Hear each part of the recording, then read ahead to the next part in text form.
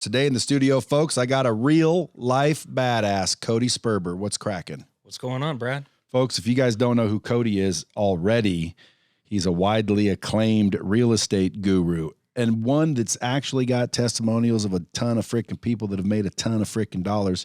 And now you're basically leading people in a lot of different verticals. You're an educator in other things, investing. Yes, sir. You know, all kinds of ways to make dough. It's not just real estate. Yeah. Yeah. Now, I've seen you around for a long time. It's the first time I met you in person. So when I first heard of you, the clever investor, it was all real estate, no money down, home, shit like that. Yep. You said out there earlier, your favorite kind was when these homeowners just want to basically get out of their house and they hand it over to you pretty much. Are there a lot of those? Yeah. So the foundation for everything I do is real estate investing. That's the foundation. You know, I fell in love with it 17 years ago. I didn't have any money when I first started, so I had to get creative. And what I was taught initially was a process called wholesaling. And I've seen some other podcasts. You've had some explanations of wholesaling on here. So that's where I started. But my mentor didn't like it. I liked it because it was quick cash. And I was so broke at the time. I just wanted money, pay my bills, come up, get nice stuff. You know, that's what I was focused on. But he just kept just pounding in my head. That is not real estate investing. You need to own real estate. You need the tax benefits of real estate. You need the long-term wealth building of real estate. So you got to own it. You got to keep it. And you need the cash flow. And I struggled with that, but he just kept teaching me over and over, like there's so many ways to do a real estate deal, hundreds of ways. And some of them are so creative where the seller could literally hand you their house and be grateful that you're taking it off their hands. And it trips me out because when you think about real estate, that's not what I thought of. I thought you had to have a license. I thought you had to have deep pockets. I thought you had to have all these connections and relationships. And that's just not the truth. And once I understood and started to think like a transactional engineer, which is what my mentor called it, it's like playing chess, real life Monopoly, right? It's working with the seller, finding out what their hot button issues are, coming up with a creative solution that allows them out of their housing problem or their financial problem. And then creatively through mastering your paperwork, getting into a deal where a lot of times, if you think about it, if I'm going to buy your house and you already have a mortgage on your place and I'm going to, let's say, go someplace to get a mortgage to buy your place, why not just cut the banks out? Who makes all the money, Brad? The bankers. Banks and agents. The bankers. The bankers get, and they have those agents make some dough. Well, the agents make dough, but they're limited. Yeah, but dude, if you ask me, nowadays, the real estate agent that gets paid fucking ridiculous amounts of money to drive you to 4 or 5 houses or write up the paperwork is obnoxious. Yeah, but those days are numbered. I would agree. Yeah, they're numbered for sure. I mean, because that's ridiculous. Like someone just bought a $2 million house, agent got fucking 60 G's. I just did it. I just did it here in Vegas. It's unbelievable. Yeah. Why 60 G's? And I did it here in Vegas, and then I recruited the agent to go in on the deal with me to use her commissions to buy down my mortgage points. See, that's what you mean by creative. I mean, everything I do is thinking like that. And that's because my mentor just kept hammering into me like, these words won't mean much to the people listening, but look them up. Subject to transactions, seller carrybacks, wraparound mortgages, contract for deeds, agreement for sales. These are all creative paperwork tricks and ways to structure a deal where you could put very limited to no money down, or whatever money you do put down. There's always a way. If you think about it like an acquisition and then a disposition, buying and selling, on the acquisition, you might have to put out 10, 20 grand to get into a deal, but there are ways that you can get that 10, 20 grand back within the first 30 days. So essentially, by the time you're done, you're into the deal with none of your actual money. You've gotten all your money back. And in the beginning, when he taught me this stuff, I didn't have money. So I would borrow the money for like a 31-day period and then get it back to the person I borrowed it from, plus a little extra for putting the deals, these creative deals. But then I ended up with the house. How was your credit? I didn't have bad credit in the beginning. I just didn't have credit because I was young, you know. But is it true that somebody with shitty credit and no money can actually go do these 100%. If they know what they're doing? Look, we're bypassing banks. But you have to know someone that's going to trust you. And usually if you have shitty credit, who's trusting you? You've already proven you ain't paying nobody. So let's just run a scenario real fast. You're a seller. You bought the house 2 years ago. You put 3% down, right? Maybe you were in the military, VA loan, whatever. And you put 3% down, which isn't a lot. Maybe the market went up a little bit where you're at, but not a tremendous amount. You don't have a ton of leftover equity is what I'm saying. You bought a bread and butter $350,000 house. Rents in the area are strong. It's a strong rental market. If I show up and let's say you are being redeployed to another state and you're sitting there scratching your head because you're like, I'm either going to, a couple things, either I'm going to hire a real estate agent and the real estate agent might come to you and say, hey, look, we can sell your house, but you got to make a little bit of repairs because you lived here for 2 years. And at the same time, you don't have a lot of equity. So you might have to pay me a couple $1,000s out of your pocket to even sell it, to pay my commissions and closing costs and all that stuff. Because you owe pretty much what the house is worth. Are there a lot of people in that situation? Sure. For many different, a lot of people pulled money out of their house. Now they got a mortgage and a HELOC and they don't have a lot of leftover equity. And this is just one scenario. So the agent's telling you got to come out of pocket a couple grand and you're like, oh, I don't know if that makes sense. And all of a sudden you open up your mail and you see a postcard from me saying, walk away from your mortgage. I'll take over making the payments. Don't become an accidental landlord. Call me. I can help. And so they call and they get me on the phone and I say, look, it's a very simple scenario. You're going to step out of the deal. I'm going to step into it.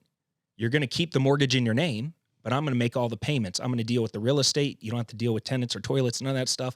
I'll just start making all the payments and you can move. I'll even give you $5,000, $10,000, whatever to move. And you're thinking, I needed to be out of here by, 2 weeks from now. This is great. This guy just provided my housing solution. But isn't it not your house or do you? Well, this is where the nitty gritty. Now we're getting in the details of creative real estate investing. So there's lots of ways to do that deal. One way is to literally it's called a subject to transaction. It's where you literally deed the house to me, but you leave the mortgage in place. So I'm not assuming the loan. We're not calling the bank asking permission. We're not doing any of that stuff. I'm literally just working it out with you. You're a sales guy, right? But what if you don't make the payment? So now you're throwing a objection my way. That's a great question, Brad. I mean, what if I don't make the payment? Well, now I'm fucked. Are you? Yeah. Why do you think you're fucked? Because I'll be out in fucking Maryland with a house payment that I thought was covered that isn't, and now my credit's going to go to shit because I don't know you and I don't trust you. Yeah, look, and there's no reason for you to trust me, to be honest with you. We just met each other. What we could do to maybe make it feel okay is we can hire a third-party servicing agent, independent third party. I make the payments to them.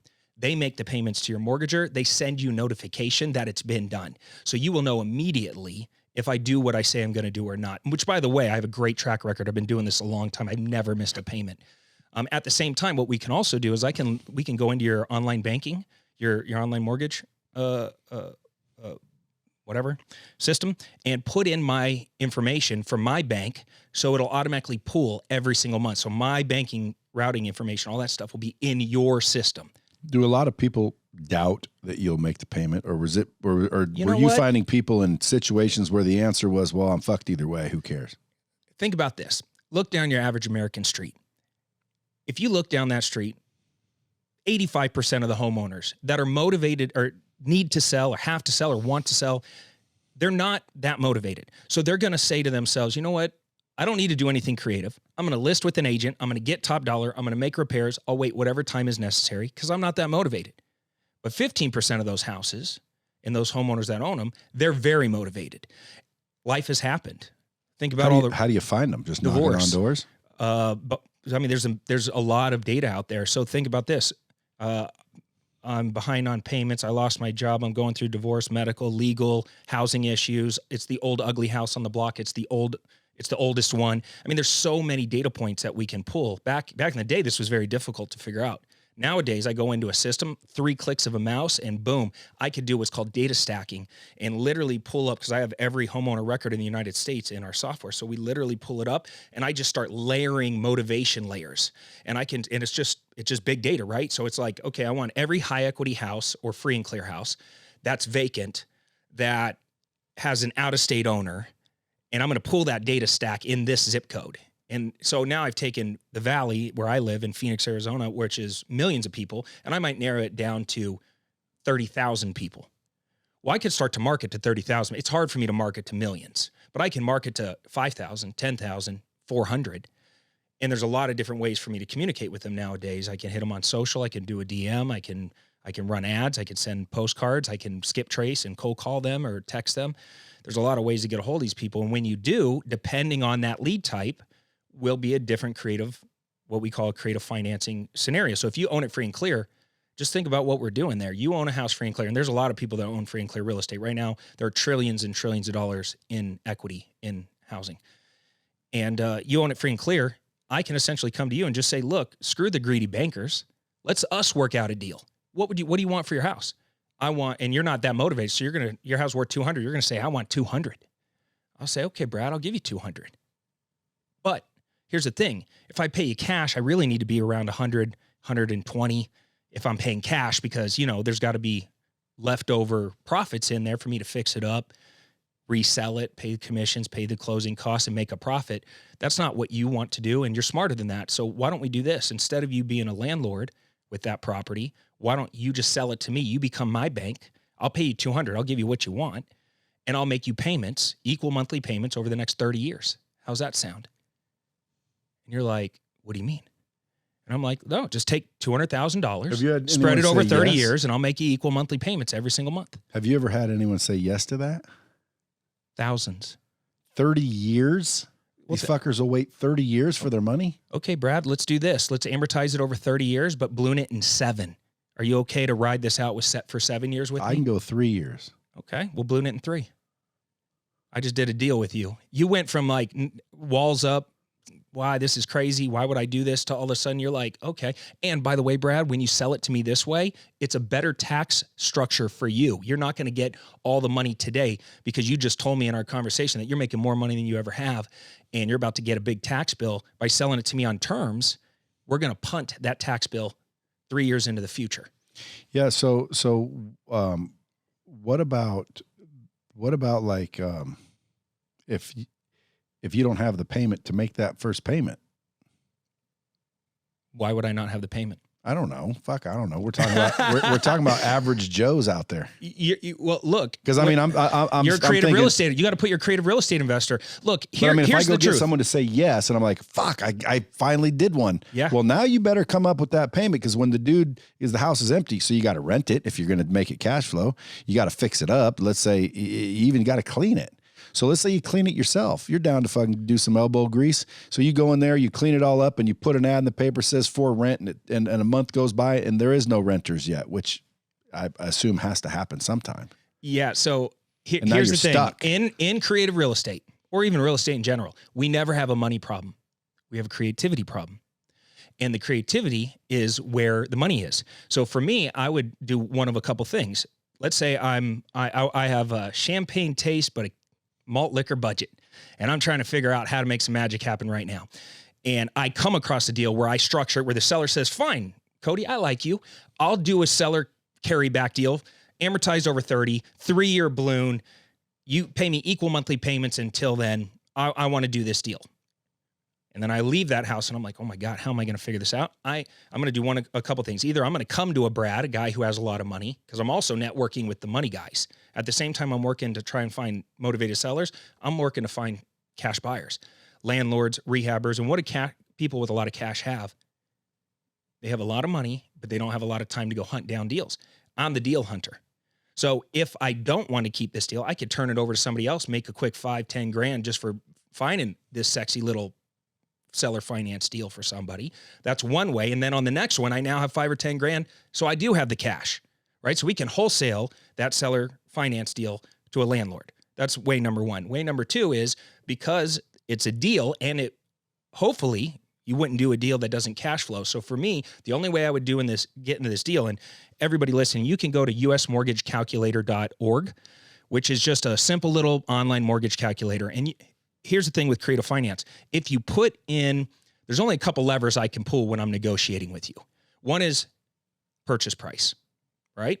You say I want 200, I say yes. Boom. You won on that lever. Where I'm going to win on the next lever is down payment. I'm not even offering you a down payment. I'll say, fine, I'll pay you what you want, but I'm going to make you equal monthly payments over the next 30 years. How's that sound?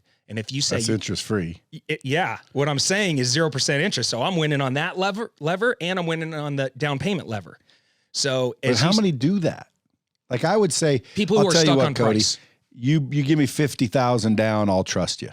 I want some skin in the game. Man, I would love to be able to give you $50,000 down today, Brad. I mean, if I had that kind of money, I would do that. Maybe this deal isn't for me. You know, maybe I could turn over to some other people that are more capable of doing that. But what I could potentially do, if you're open to it, is what if instead of putting $50,000 down, what if I pay you 6% interest? Okay, so you're getting the price, the $200,000, and I'm going to give you 6% interest. So you're making good money on the loan that you're giving me, right? We'll balloon it in 3, so there's a sunset. And if you work with me on the down payment part of it, I can't give you 50, but I can give you 10. So we'll do 6% interest, 10,000 down. Would you be open to that? Now, here's my thing with the 6% real fast. Just because I need a little bit of a ramp up time, what if we do 4% the first year? Then on the second year, it goes to 5%. On the third year, it goes to 6%. Would you be open to something creative like that? Well, once you're negotiating, you see I'm how sure they're open. I'm just pulling levers, right? And you might say no. You might say no. I could do 30,000 down. How many hours, if someone was willing to do the work, does it take to find an actual deal like that? I get them every single week, all week long. Do you take them all? I take as many as I can get. I bought 6 houses last week. Well, for nothing down, I'll buy them all too. Well, that's the What key. about an appraisal? Like, what if the guy says 200, you say okay, and you find out the fucker's worth 140? There's no loan. You're the lender. I'm getting rid of the hard stuff. The bank. Yeah, but what if the value of the asset is only 140? Well, so are you asking, could I overpay for a property? Yeah. If it cash flows. If I can get tax benefits and it cash flows, sure. Think about the pieces of the real estate pie. Taxes are a large part of that. You get depreciation. You get to write off all the expenses. Even as that position? I thought the old owner gets to keep possession. No, because look, so there's 2 pieces that are happening simultaneously. There's a deed of trust or a mortgage that says who owns it, right? And then there's a note, which is the payment structure.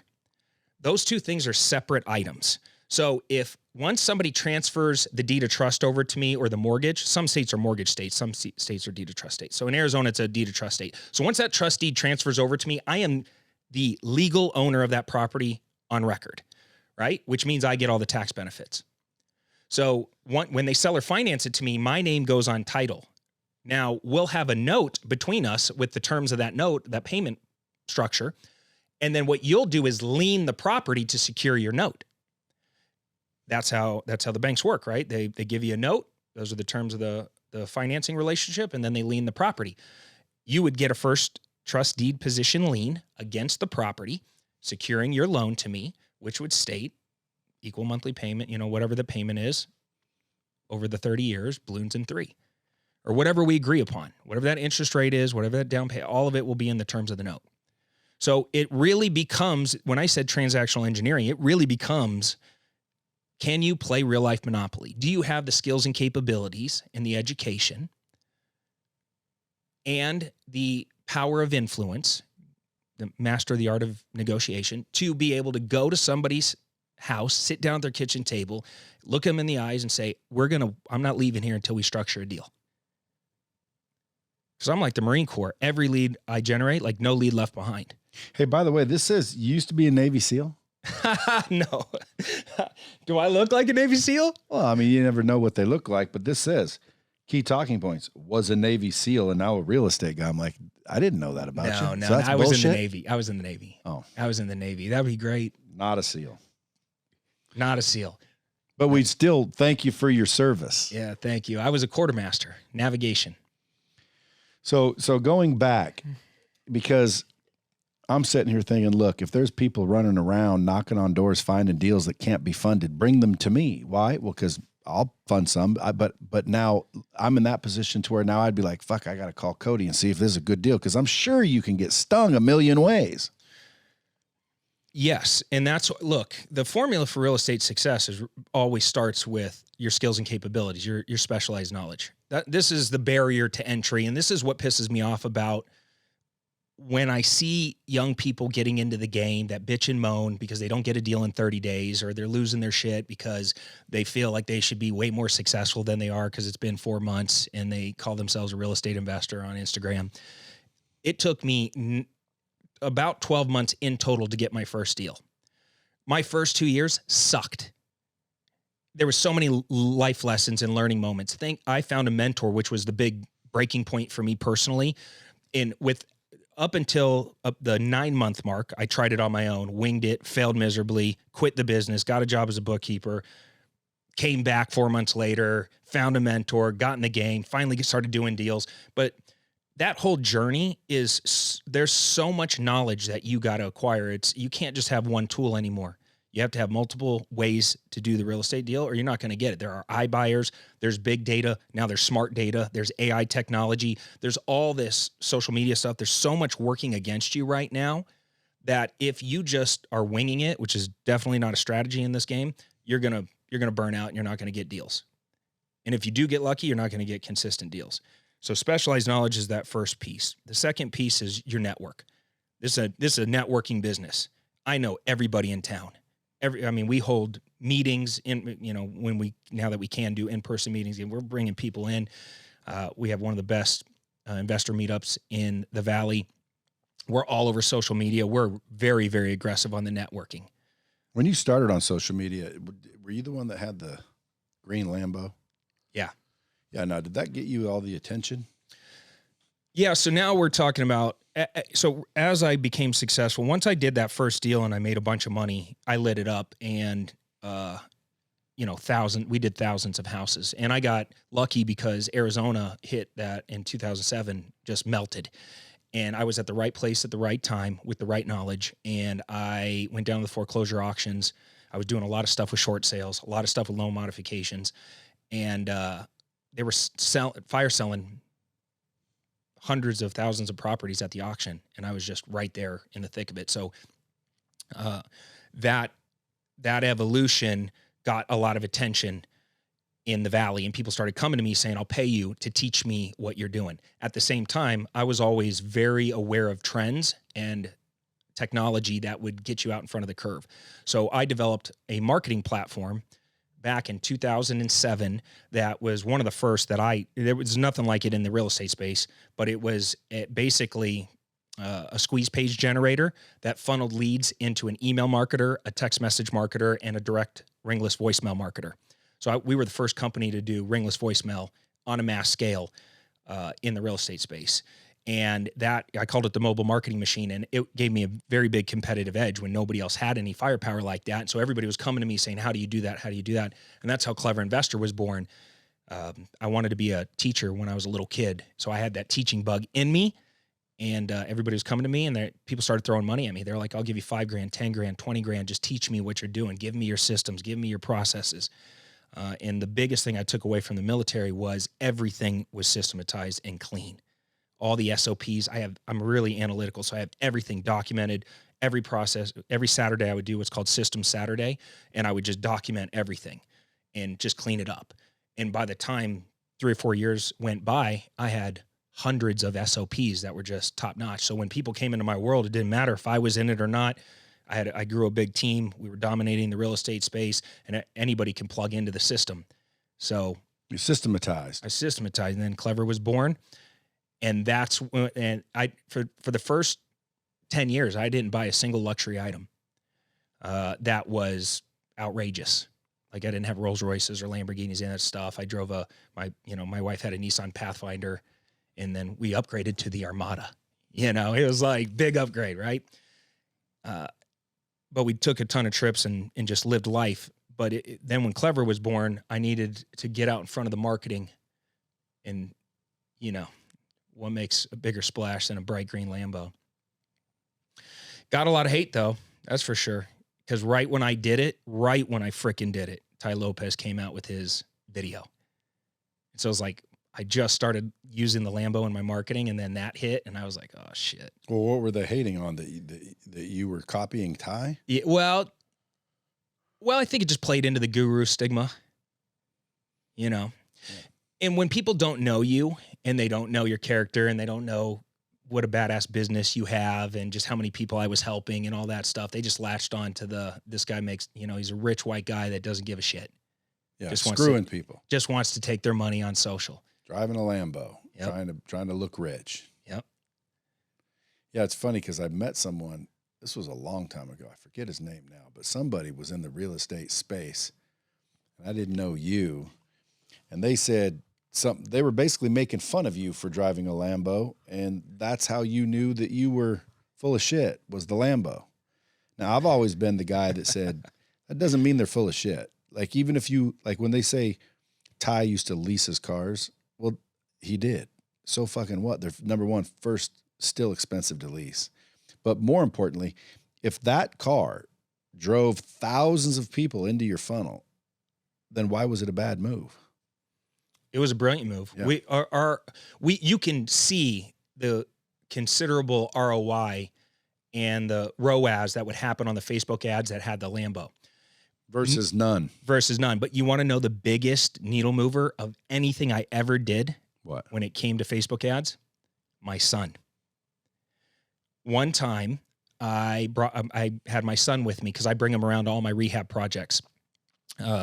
And I was driving around. We had maybe 15 rehabs going on at that time. And I was bringing them with me. I said, hey, I'm going to pull over to this house that we just flipped. I'm going to shoot a quick ad. Do you mind? And he was kind of going crazy, super hyperactive kid. How old? Well, at the time he was probably 8 or 9. And he was going crazy. And he's like, I'm like, I'll make you a deal. If you just chill out for like 10 minutes while I shoot this quick ad, I'll take you for ice cream. He's like, cool, got you. So we pull over. I put the selfie stick on the trunk of my car. I hit record, and I'm doing my pitch in front of a house that I just flipped. And I think I made like $20,000 or $30,000 on this flip. And I was talking, and I didn't even realize it, but I can see him out of the corner of my eye. Every move I was making, he was mirroring. And then all of a sudden he went behind me, and he was like doing like magic arms behind me, like kind of like just being a kid, And I just let it go the whole entire time. And then he started making like goggles with his hands and all this stuff. And it turned out to be this cute little ad, and I just let it roll. And by the time we were done, I have this sign off that I do at a lot of the end of my stuff. I say, take care, comb your hair. And then I walk off, and he finished it. So I said, this is Cody Sperber. And he goes, and Hudson Sperber, take care, comb your hair. And then he walked off. So I cut the ad, ran it on Facebook. It was the highest converting ad I've ever done. And it got picked up. You can actually Google it. It got picked up by the USA Today. Some lady wrote an article, Real Estate Guru's Son Steals the Show. That one video went viral on YouTube and got like 25 million views. Wow. It blew up. And so I was like, screw the Lambo. It's the kid. It's the family. Did you start going that direction? He wanted to. He wanted to be in all my ads from that day forward. He loved it. So he's probably been in like maybe 10 or 15 of my ads. They always are the top performing ads. Well, now I see you on social media. And by the way, folks, if you guys aren't following him on social media, at Clever Investor, you can go to his website, codysperber.com. But when I see you on social media, man, you got some real advice on shit, which is what I like. Yeah. I don't follow a billion people, but if I follow people and they're talking what I would say shit, fluff, just constant, buy my shit, but nothing substantial or valuable, I unfollow them. But you got some pretty, solid advice, and it's probably because you got some pretty solid experience. You've been doing it for how long? 17 years. Like, that's a damn long time. Like, again, with Lightspeed, 21 years, bro. Like, you think I've learned a few things? Well, fuck yeah, dude. If you're still in business after all those years, you had to have learned some shit. You have to know some people. That's crazy. So you're still doing this full time. Like, I see you on social media with Cole. Yeah, I'm on a mission, man. Well, think about what's happening in the world. Like, as far as financial literacy goes, it's very sad what they teach our kids in school, and it's getting worse by the day. Right now, the top 1% hold 38% or 1% of the population holds 38% of the wealth, where the bottom 90% have 73% of the debt. And it's not good debt, it's bad debt. And just on a fundamental level, we're historically very bad savers in the United States, especially. Average American saves less than $1,000 per year. By the time they hit retirement age, you're supposed to have, according to Forbes and Charles Schwab and all that stuff, about $2.4 million liquid to be able to comfortably retire, live out your golden years. The problem is most people aren't even close. And if a great exercise is just write down what you have right now, save for retirement, and also write $2.4 million at the top of the page. And if there's a big gap, you're screwed. Because the reality is a lot of people rely on Social Security, which on average, the average person makes about $1,340, $1,370 a month in Social Security. I think that's like $16,400 something, $471 a year. $19,000 is the federal poverty line. That means if you're living on Social Security alone, you're living below the poverty line. And most people don't have any savings. And a lot of people look at their primary residence as their little piggy bank. And right now it's okay because values have gone up so significantly, but this is an anomaly. They're going to go back down. Are they? When? I mean, I think right now there's a tremendous amount of stimulus still happening, but all it's going to take is one great stock market crash. And no, but I keep waiting because I want to jump in, but like I keep being told, dude, just wait. But I've been being told that since fucking forever. Never happens the way you think it's going to happen. I don't know. I know people that didn't wait. Look, if you're long-term enough, actually housing's still cheap. If you're 50 years, if your view is 50 years, buy right now. Why are you waiting? If your view is I want to make money in the next 10, wait. Because prices over 50 years will go up significantly. So that's just because the cost. What about the next 3? Wait. So like, let's say there's a house for. Unless you get it creatively. If you're buying retail right now, unless it's just this magical deal, you're not buying right. Every house I buy is significantly below market price, right? Because they're motivated buyers or sellers? Yep. I'm deal hunting. I'm out there and I have 17 people that work full-time in my real estate business. Deal hunting all day long.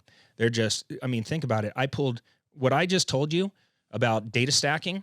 We have the best data in the world. And not only my data stacking, we have artificial intelligence in there helping us. Now, how does someone tap into that? I have a software called the Deal Automator that you could just pay monthly for. Is it affordable? Yeah. It's $249 to set it all up and get your pages and all that stuff set up for you. And then it's $99 a month. And I'll have the same data as you do. Same data as us. Yep. It's all in there. It's got premium skip tracing, all where that good Where stuff. do they get that? Dealautomator.com. See, that's something I'd be interested in. Why? Well, because, dude, I just want to know where these damn deals are. Yeah, but then you got to know what to do. Well, right? You gotta call. You gotta phone your boy. You figured it out. Yeah, you gotta call me. I'll walk you through it. But you got courses on that. Yep. To me, it's not knowing what to do because I could call you. I'll fucking get a hold of somebody. It's finding the deal because that's why you got 17 people finding deals. Mm-hmm. Finding deals is the valuable part. No. Oh yeah, we're working every agent relationship in town. We're working every other local investor relationship in town, and we're hammering the phones and text messages and pay-per-click and direct mail. You all basically in Phoenix or all over? I have about 14 states that we're working in. Right now, one of our major strategies we're focused on is selling properties to the hedge funds. So we get their buy boxes. We understand because they got all the money, right? They're the buyers. We just need to find out what they're buying and then go get it for them. Sell it to before them. They find it. Before they find it. That's damn near wholesaling again. Well, it's wholesaling to iBuyers. Yeah. And that what's great about them is they're dumb. They got dumb money and they make dumb decisions. Because they don't care. It's not their money. It's not their money. So they'll pay over retail. What do I see you coming up speaking at Thrive? Like what's your... I'm so excited for Thrive. That's what, November? November 19th through the 21st. If you're listening to this before then, grab your Thrive tickets at attendthrive.com because the lineup this year is ridiculous. It's in Las Vegas.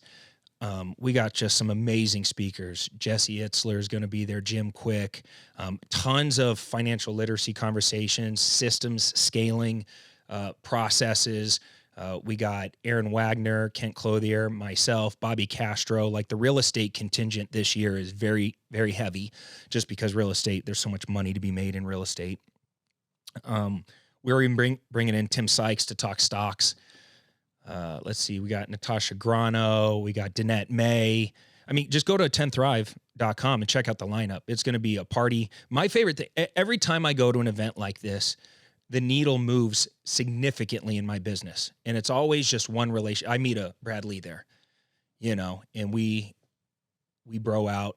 Maybe I can even get you to go out and have a beer. And next thing you know, boom, we're doing a business together. Especially at Thrive. Thrive community is pretty lovey-dovey, huggy-feely, fucking want to do good. Make money matter. And that's, I think, the thing that Cole and Sonia taught me. My real estate business, when I understood what it really meant to make money matter. And that's one of the major things you're going to learn at Thrive. It's not the destination isn't becoming successful and making money. The destination is what do you do with it? What kind of impact? And what happened is we converted our entire real estate operation over to a for-purpose business.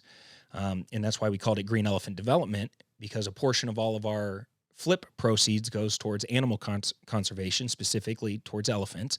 And we build with all green building materials. So every house that we build tells a story. And the homeowners love it because I give them this really dope book that shows the before and afters and the whole evolution of either the rehab or the build. And then we show them the elephant that their house sponsors, the money that we donated on their behalf, and they get to name the elephant. Like it's a whole ceremony type thing. When they get their keys, they also get this really ridiculous book. And that I learned at Thrive because our mission is to make an impact on the environment and the animals. Yeah, and there's a lot of high level giving. I like to say ethical, but it's not necessarily lovey-dovey. It's just people that care. You know what I mean? It's a good event. I pop in regardless whenever it's in Las Vegas, which for the last couple of years, I think it's only been in Las Vegas. You spoke there, haven't you? Yeah, I've spoke there one time. Yeah. It's just a good crowd of people. You know what I mean? It's a good group. It's a good culture. Thrive. So 19th to the 21st November. Yep. Get your tickets at 10thrive.com. Yeah. Yep.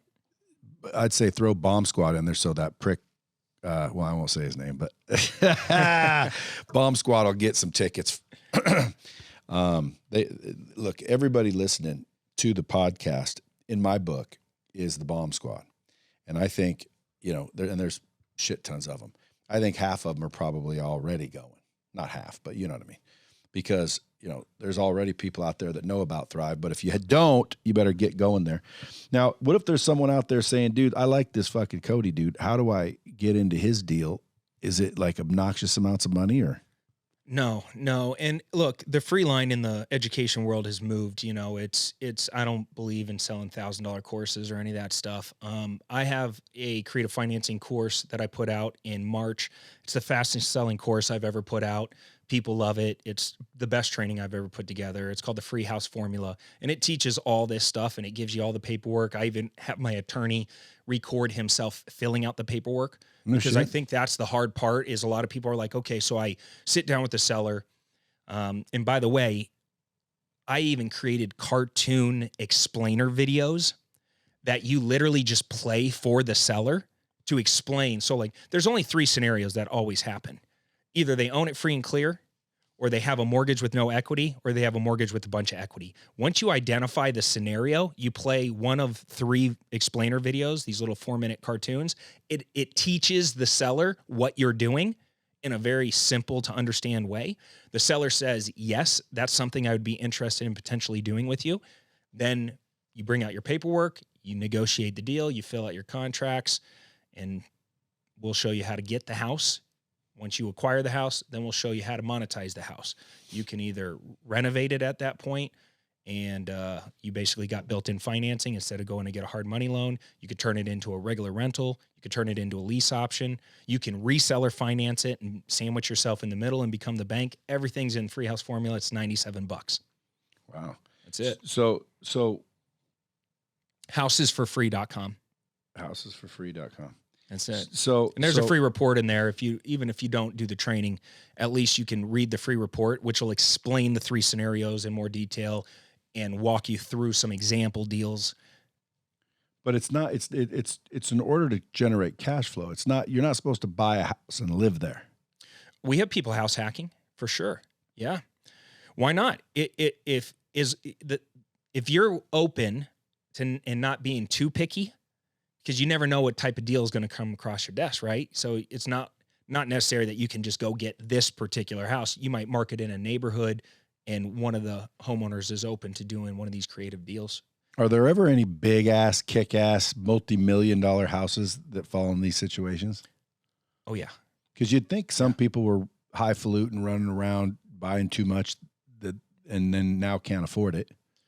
Well, when the market shifts, that's for surely going to happen. You know, there's going to be a lot of people that want out of their luxury real estate.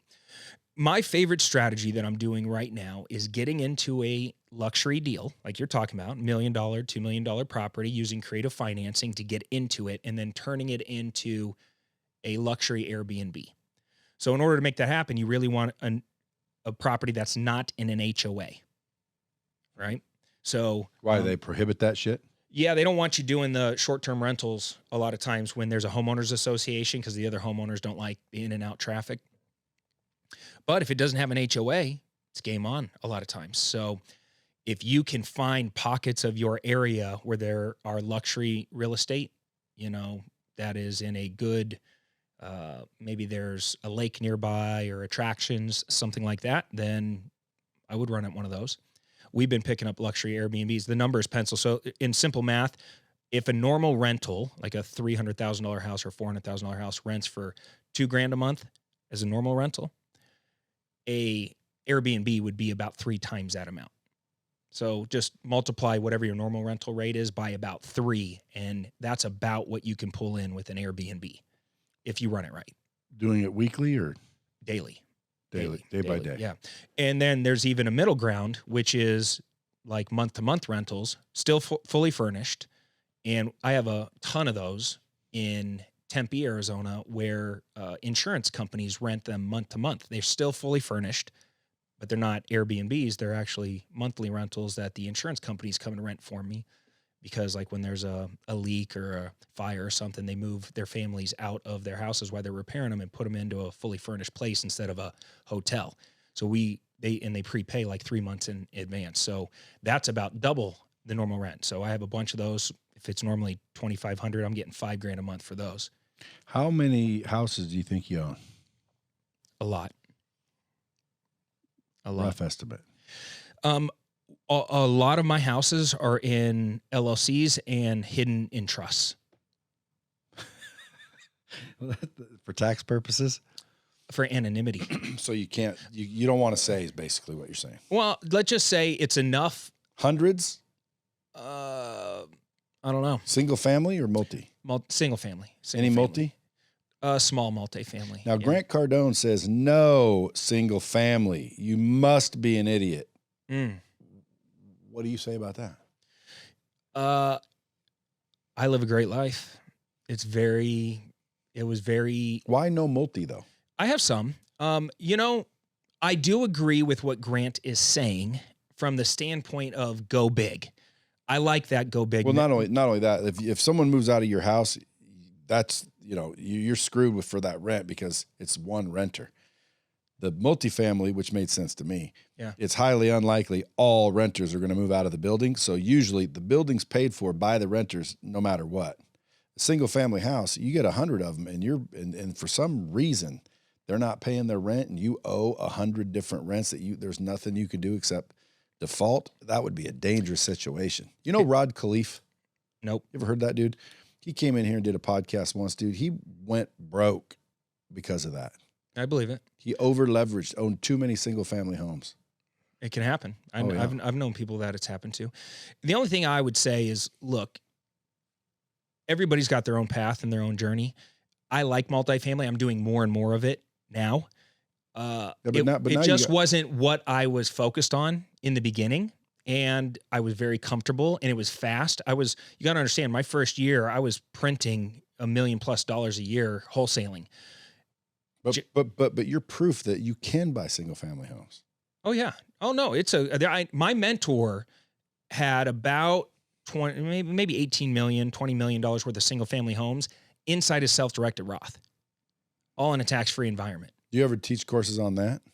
I have other people do it that are much smarter than me. Yeah. And I have a bunch inside my Roth. Yeah. Cause I see you guys putting on events at your spot in Phoenix. Yeah. All the time. We bring people into our office all the time because I feel like that kind of learning environment versus renting a space where they're actually with my real estate team. They learn a lot more. We do a lot of deal making workshops where it's like, look, let's get out of the education. Let's get right into the thick of it. Let's hit phones. Let's negotiate. Let's do deals in the office in a safe environment where people can move quick, screw up quick, back you up. Yeah. Learn quick. And the energy that the reason I have thousands of testimonials is because in 2013, I started doing these workshops called Clever Labs and bringing people into my office, doing these deal making workshops, and the amount of deals that were getting done in such a short amount of time. And then they got confidence. And it's like Roger Bannister running the 4-minute mile. All of a sudden they believe and they're like, all right, I can go home and do this. And it's just a matter of doing the work. Wouldn't you agree? I mean, having the knowledge, but then just do the work. Yep. Doesn't take any brilliant scientist. It takes work. Dude, before I started, when I was a kid, I was always getting in trouble. And I sold candy for a while. Then I started selling weed. Then I got sick and tired of skateboarding all over my little hometown delivering weed. So then I got a job at Burger King. I was selling weed out of the drive-through window. And people would come to me and they would order like a double Whopper, ran through the machine 4 times, and I would know they wanted a quarter sack.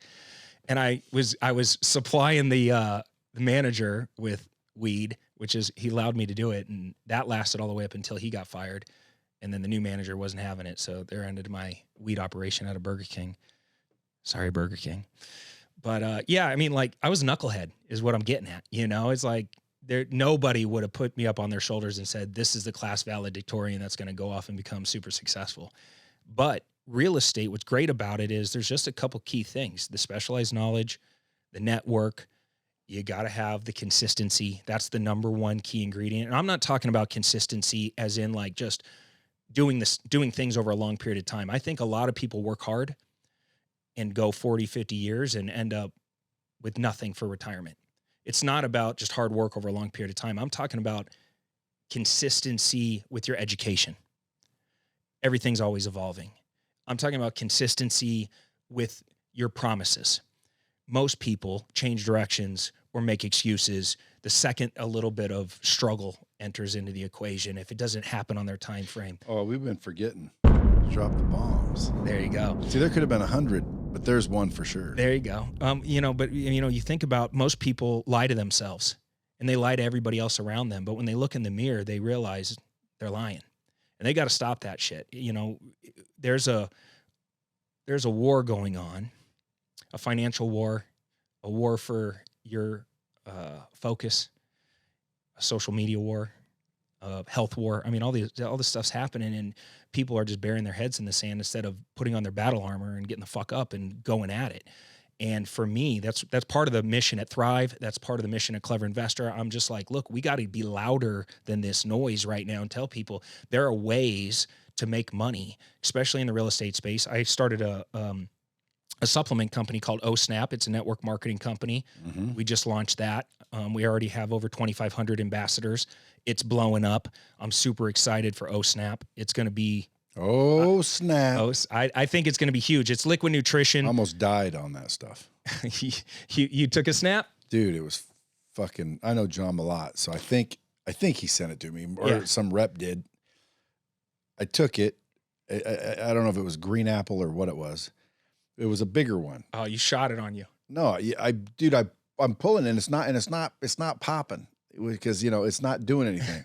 So I'm like, and I breathed in as it popped, and I damn near, I'm not joking. Yeah. I damn near died. Well, I couldn't catch my breath, dude, because you know how it zing. So, I mean, it definitely has a zing to it. And I popped it Are into you my saying the snap shot down your throat and you choked you out? Dude, it choked me out to where I was going, and I was trying to get my breath and I couldn't. It was scary. So as hell, so I'm not going to use you as a testimonial. No, but hey, I'll tell you right now though. I keep hearing good things about OSNAP. You know, people are getting tattoos. People are screaming it. I've never had a brand. You know, they brought me in because I'm the branding guy, right? I'm going to build the brand. I'm doing all the social assets, all the done for you direct response marketing funnels, and all the copy. And it's going crazy. I think our brand is much better than our sales, which is interesting to see. I've never had the brand go that fast. Normally sales go and then the brand picks up after it, but people are chanting OSNAP. And Never snap alone. Never snap alone. But, you know, there's a sugar problem out there. So we're trying to get out in front of it. And plus, old people can't take pills. So there's a big market for people that like liquid nutrition. Plus, you don't have to put it in water. And there's an anti-aging one, isn't there? Yep, we got 4 products. We got Reverse, which is anti-aging. We got the Complete, which is what you choked out on, which is our daily multivitamin plus organic greens. We have Surge, which is by the way, energy. That was user error, guys. That was not the product. That was user error. Well, nobody's ever seen a snap pack before. When Terry LaCour showed us snap packs, I had never seen them before. He had actual hand sanitizer in them. And we were like, can you put any liquid in there? And he's like, yeah. And I'm like, perfect. Let's go liquid nutrition in a snap. And then our 4th product is sleep, which there's a huge sleeping problem right now. A lot of people having a hard time sleeping, and they're smoking weed, they're drinking alcohol, they're popping, you know, Ambien and all these pills, and then they take sleep and they're like, oh my God, I don't have to do any of that stuff anymore because it's so powerful. Plus it has 5-HTP in it, which just chills you right out. It's not just like a melatonin gummy or something like that. It really does a good job. So I'm excited about that, but we're firing on all cylinders, showing people that there's lots of ways to make money right now. You could do it from home. You got a computer and a laptop and a little bit of hustle. You can do it, but you need that consistency. Indeed. That's in any business. Yeah. What are you most excited about? First is Thrive, because I love the impact that it makes when people are in front of you and you're at one of those live events. The energy is fantastic, and it provide, you know, right now we're rolling into 2022. I bet there's a lot of people out there that are looking at their 2021 and they're saying to themselves, I didn't hit the mark. I didn't get to where I wanted to go. I let my foot off the gas for this reason and that reason, but I got to get back and I got to get focused. And Thrive's going to be that launch pad to dominate 2022. So that's what I'm most focused on. Once Thrive is over, Cole and I have some big plans at Clever Investor. We're kind of reimagining what Clever Investor is. I believe, like I said, the free line has moved. I'm going to retire from selling courses. I don't want to do any more courses. I want to give all my stuff away. I have probably maybe like 30 different really dope, intense step-by-step, very systematized courses. People have paid a lot of money for these courses. I'm going to be giving them all away for free. I have 4 houses I'm going to be giving away for free in 2022. I'm going to do a house a quarter. We're going to do big house giveaways. I'm going to get everybody's attention. I'm going to ramp up significantly on social to get everybody's attention. And we're going to reinvent Clever 2.0. And I'm shifting away from selling courses and focused all on building a community and getting people to our office, getting people to our live events so we can heavily impact them in the fastest time frame possible, and just try to move the needle and get people out of the rat race, because now's the time. It's a disaster out there. Clever. Let's do it. Get it? Clever. Yeah. And I'll tell you right now, dude, if you don't see the writing on the wall to get going, as we were saying earlier, dude, if you're not making, in my opinion, if someone's not making $200,000-300,000 a year, they're not even living. They're just surviving. You got to make 200 to 300 just to start living, to where now, and by the way, when you start doing that, you start to realize that's not a lot either. But now at least you have a little bit of freaking wiggle room where you can now start making better, smarter investments, getting around the right people, learning the right shit, and getting kind of set up, because dude, and I'm not an alarmist, but to me, the world's getting pretty scary. Well, think about what's happening with inflation. In real estate, it's a hedge against inflation. If you have real estate with good, cheap debt on it, you're actually going to, if inflation gets bad enough, which I believe it will, over a long period of time, you actually move into negative interest rates. It's hard to understand inflation, but I would go to Google and I would start watching some YouTube videos about what inflation means and why real estate is a hedge against inflation. And the reason I'm so excited about all these creative deals, like I'm hitting up every single homeowner in my target areas that has a 2 or 3% mortgage on their property. And I'm just hammering the phones, hammering the text saying, I'll take over your payments. I'll take over your house. Let's do a deal. Because I want as much real estate with good, cheap debt on it as humanly possible. Because if interest rates go to 4% to 6% to 8%, back in the 90s, interest rate 12%. It could go back up. It probably will go back up. All of those cheap, all those houses with cheap debt on them over a 20-year period, I'm actually getting paid to have the houses because we're in negative interest rate territory then. So the reason these hedge funds are buying up thousands and thousands of houses is the cheap debt. So how do you play the money game? You do what the hedge funds are doing. What if somebody's listening to this and they they're out there hunting and they find deals, but they just can't swing it or they're not as creative? Can they reach out? SendUsTheDeals.com. Go to SendUsTheDeals.com. I will partner with you. I will buy the house from you. We will comp the property and show you what to do. We love working with strategic partners. You find me a deal and we'll help you put it together. And you'll either sell it to me and, make 3, 5, 10 grand real fast, or like some people, they come and say, hey, I want to get in on the deal. I want a piece of the action. Maybe you got a little bit of money, not enough for the whole deal. Bring it to us. Go to SendUsTheDeals.com. My business partner, Bryant, will handle all that. Single family or any kind? Any kind. So commercial, residential?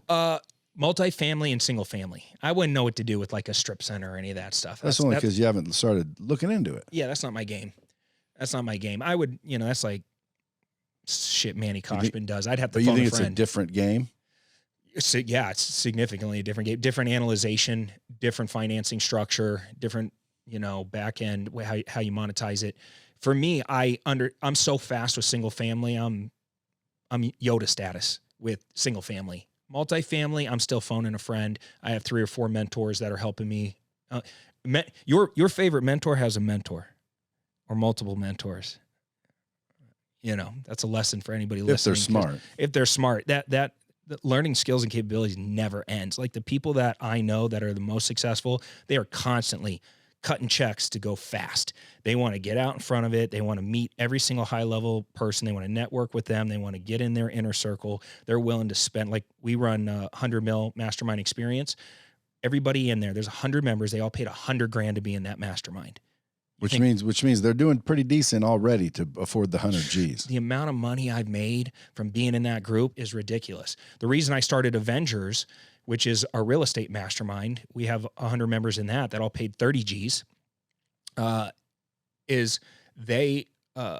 raised millions of dollars for my real estate deals out of that group. So if you ever can get in a great mastermind of like-minded individuals that are playing the game just a few levels above you, and you're kind of the dumbest guy in the room and you're feeling a little uneasy because you're scared to go and you don't really know what to say, you're definitely in the right room.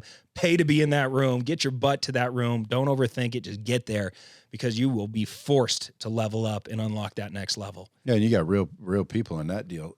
Oh, yeah. Isn't it like you were naming some people earlier? Aaron Wagner, he's a stud. He's got experience up the yin yang. Oh, we got Bobby Castro, Aaron Wagner, Ken Clothier, Dan Fleischman, Joel Marion, Cole Hatter, me, Tariq El Moussa from Flipper. I mean, just the founding members of that group are beasts. But they know what they're doing. Our members are even bigger beasts.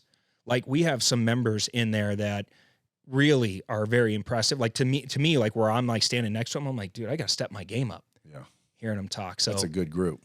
It's the best, in my opinion. It's the best real estate mastermind out there. Closed or still open? I'm the guy that they got to talk to if they're interested in getting in. So it's not for newbies. It's either for accredited investors because you want to put money in real estate. Maybe you exited from a business or you're just doing really well for yourself and you want to get proximity to badasses in real estate that are operators.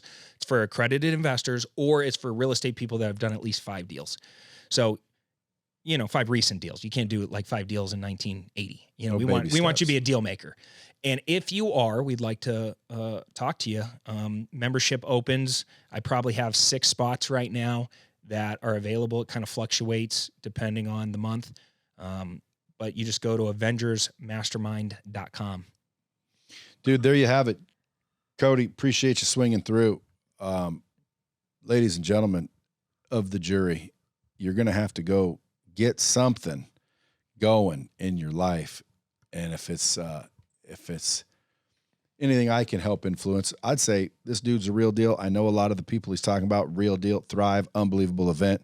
I would vouch, even though we've personally never met, I know a lot of the people you're with, and I know those people wouldn't dick with you unless you're the real deal. So I appreciate you coming in, dropping bombs for my peeps. And guys, share this out. If it wasn't for you, it might be for some other folks. And as always, keep it real. Dropping bombs with the real Bradley. Subscribe now.